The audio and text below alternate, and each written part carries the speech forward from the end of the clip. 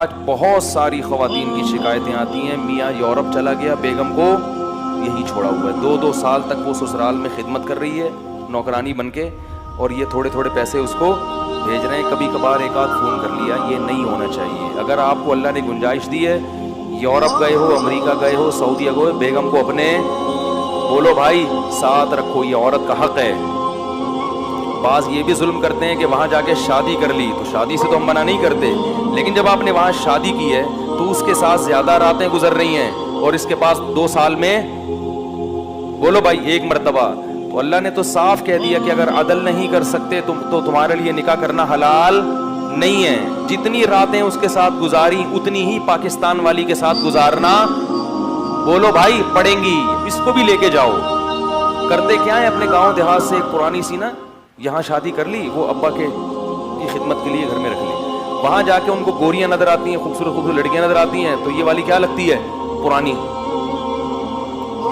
اب وہ کہتے ہیں کہ یار یہاں مزے اڑانے ہیں، بعض تو دوستیاں لگاتے ہیں لڑکیوں سے، اور بعض نکاح کرتے ہیں، نکاح کر کے اس کو نہیں بتایا، اب اس کے پاس 2 سال میں 1 مہینہ اور اس کے پاس روزانہ۔ یہ بھی ظلم زیادتی ہے۔ عزت دار آدمی کیا کرتا ہے کہ جہاں سفر میں جائے گا لمبے عرصے کے لیے، وہاں اپنی بیگم کو بولو بھائی کیوں، قرآن میں اللہ تعالیٰ نے باپ کو باپ کہا، ماں کو ماں کہا، بیوی کو صاحب کہا ہے، صاحبہ۔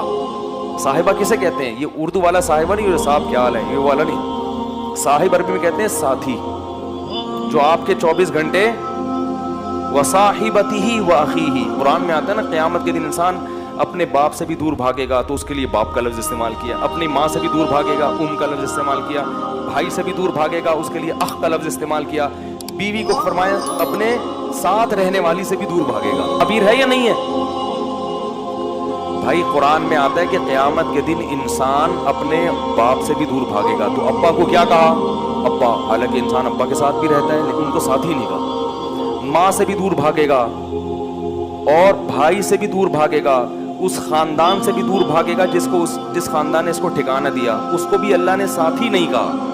لیکن جہاں بیوی کا تذکرہ آیا تو اللہ نے کہا وصاحبتہ، اس کے ساتھ رہنے والی جو تھی ہمیشہ، اس سے بھی کیا کرے گا؟ قیامت کے دن دور بھاگے گا۔ اس سے پتہ چلتا ہے کہ بیوی صاحبہ ہوتی ہے، یعنی آپ کے ساتھ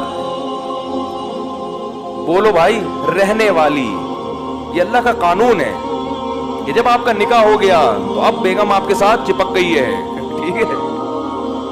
اب جہاں بھی دنیا میں جاؤ گے بیگم ساتھ جائے گی۔ ہاں تھوڑے دن کے لیے سفر ہوتا ہے، وہ ایک الگ بات ہے، 2 سال 3 سال جا کے رہتے ہیں اور بیگم کو یہی رکھتے ہیں۔ یہ عورت پہ ظلم ہے، یہ ظلم شریعت میں پسندیدہ نہیں ہے۔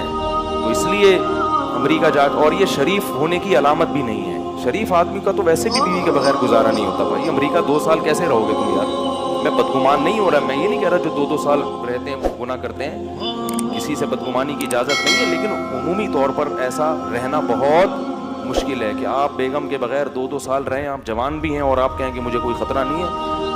ہیں ایسے لوگ لیکن شارٹ چل رہے ہیں مارکیٹ میں۔ تو شریف ہونے کی بھی علامت ہے کہ آپ اپنی بیگم کو ہمیشہ اپنے سفر میں خاص طور پر اپنے ساتھ رکھیں۔ یہ اس کی علامت ہے کہ بندہ خاندانی ہے۔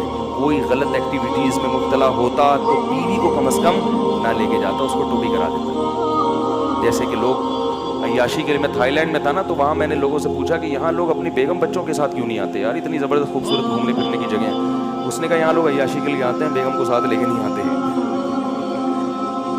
بیگم کو لے کر آئیں گے تو لوگ، وہ بیگم پوچھیں گے نا کہاں بھائی 3 دن سے کدھر غائب تھے؟ تو ہمیں یہ تعجب ہو رہا تھا کہ یار یہاں تو بچوں کو لانا چاہیے گھمانے پھرانے کے لیے، اگر اللہ نے وسائل دی، اسباب دی ہو تو یہ کیوں نہیں، یہ سب اکیلے کیوں گھوم رہے ہیں؟ کچھ تھے اچھے لوگ بھی، تو انہوں نے کہا کہ لوگ عیاشی کے لیے آتے ہیں، تو بیگم کو تھوڑی لے کر آئیں گے۔